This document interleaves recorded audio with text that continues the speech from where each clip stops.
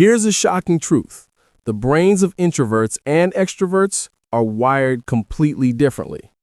When an extrovert gets information, it travels a short, quick pathway through sensory processing areas.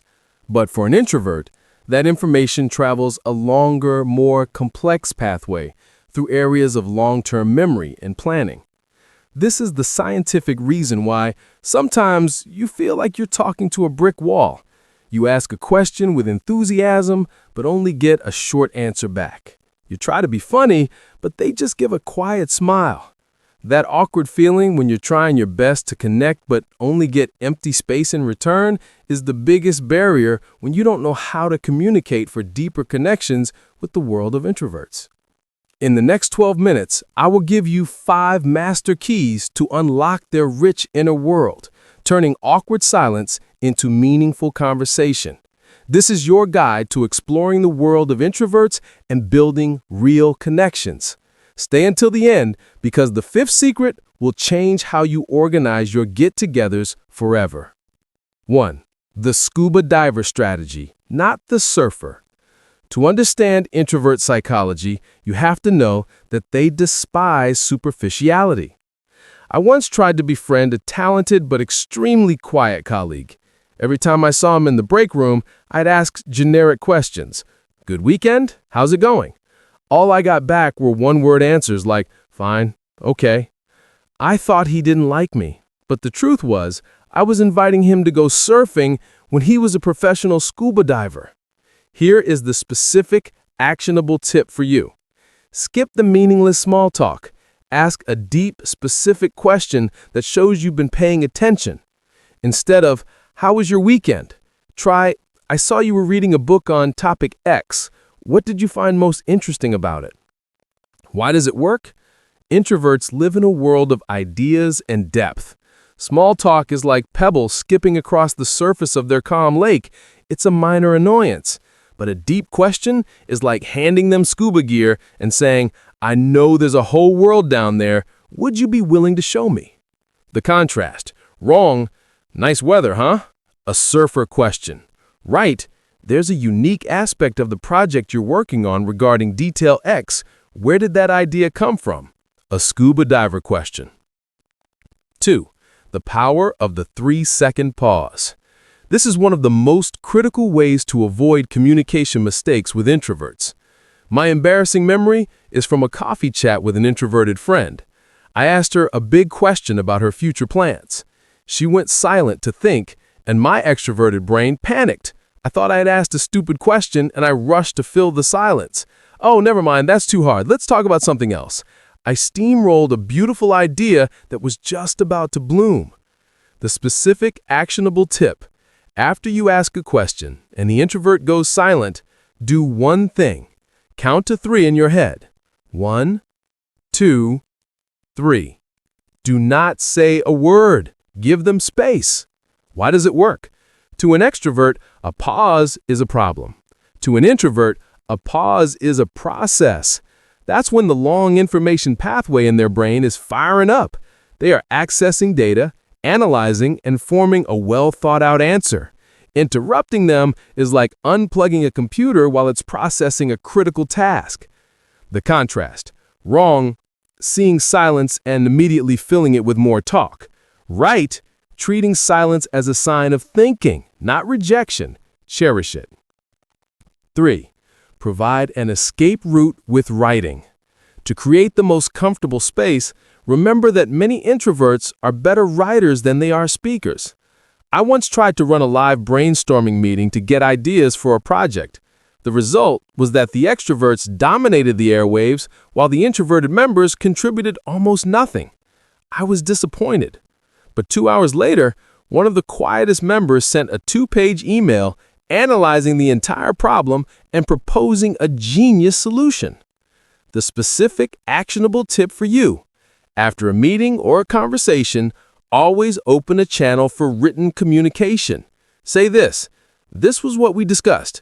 If any other ideas come to you after you've had time to think, just send me an email. Why does it work? A loud, live meeting is like asking an artist to paint a detailed masterpiece in the middle of a rock concert. It's sensory overload. Written communication allows the introvert to be in their quiet art studio. It gives them time to organize their complex thoughts into coherent, powerful arguments. The contrast, wrong, forcing an introvert to give a final answer in a loud, on-the-spot meeting. Right, acknowledging the value of deep thought and creating an opportunity for them to contribute ideas later in writing. If you're starting to recognize mistakes you've made, and these tips are giving you aha moments, hit the like button to let me know we're on the same wavelength. 4. The cat rule. This might sound strange, but it's the most effective approach. When I was a kid, I wanted to play with my neighbor's cat, but every time I ran toward it, it would bolt. The more I chased it, the farther it ran. Until one day, I just sat quietly on the porch, and the cat, out of its own curiosity, came to me. The specific, actionable tip. In a social event, don't rush straight toward an introvert and bombard them with questions. Instead, be near them, engage in an activity independently, and create a low-pressure, comfortable atmosphere. Let them initiate the conversation when they feel ready. Why does it work? Introverts are highly sensitive to energy. An extrovert's high-octane enthusiasm can feel like an invasion. By creating a safe, non-demanding space, you're saying, "I'm here, I'm friendly, and I require nothing from you." That lack of pressure is precisely what makes you the most magnetic person in the room to them. The contrast. Wrong, trying to pull an introvert out of their shell with overwhelming energy. Right, creating a safe space and letting them step out on their own terms. 5. Change the playing field. Never ask a fish to demonstrate its talent by climbing a tree. My biggest mistake was inviting my introverted best friend to a loud birthday party with 50 strangers. I thought I was doing him a favor, but the whole evening he looked like he was being tortured and left early. I had put my friend on a playing field that was designed to work against him. The specific actionable tip: instead of large group hangouts, suggest one-on-one meetings or small groups of 3.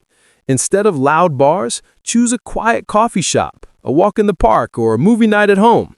Why does it work? An introvert's social energy is like a rechargeable battery. Large group interactions drain it instantly, but deep one-on-one conversations can actually recharge it. By changing the setting, you're giving them the opportunity to be their most brilliant and engaging selves. So, what's your plan?